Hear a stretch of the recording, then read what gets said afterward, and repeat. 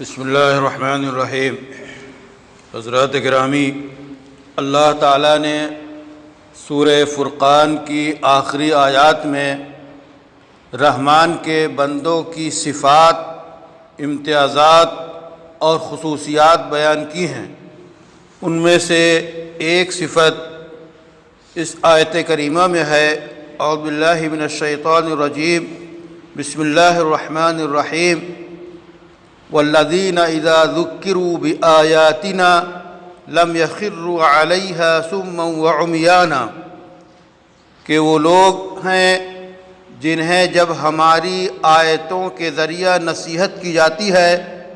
تو وہ اندھے اور بہرے بن کے نہیں گرتے۔ یعنی رحمان کے بندوں کا خاصہ یہ ہے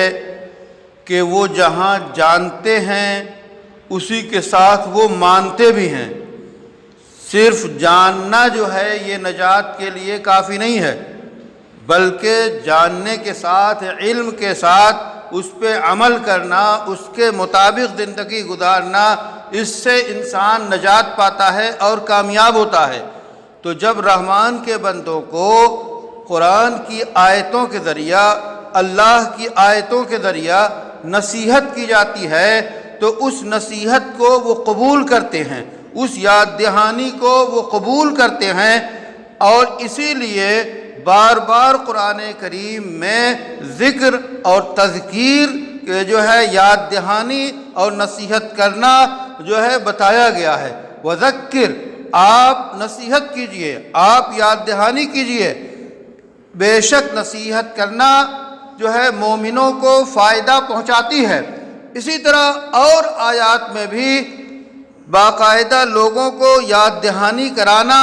اور حق کی باتیں بتانا، اچھی باتیں بتانا، اچھی باتوں کی طرف بلانا، اس کی تاکید کی گئی ہے۔ تو رحمان کے بندوں کا خاصہ یہ ہے کہ جیسے ہی اللہ کا حکم آتا ہے وہ کہتے ہیں جو ہے آمنا سمعنا واطعنا، کہ ہم نے سنا اور ہم نے اطاعت کی، ہم حاضر ہیں، ہم لبیک کہتے ہیں، ہم ہر حکم کو ماننے کے لیے تیار ہیں۔ تو نصیحت قبول کرنا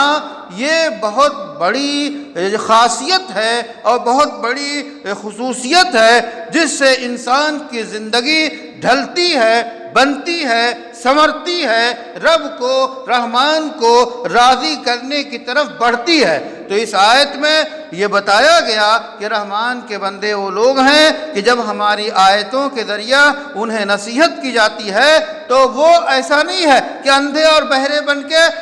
گر جائیں، یعنی گزر جائیں، ایسا جیسا کہ اندھا اور بہرا جو ہے گزر رہا ہے اور کوئی آواز اس پہ اثر نہیں کرتی، کوئی بلانا اس پہ اثر نہیں کرتا، اسے ٹھوکریں لگتی ہیں، وہ گر جاتا ہے، وہ چلتا رہتا ہے لیکن نہ سنتا ہے نہ متوجہ ہوتا ہے۔ بلکہ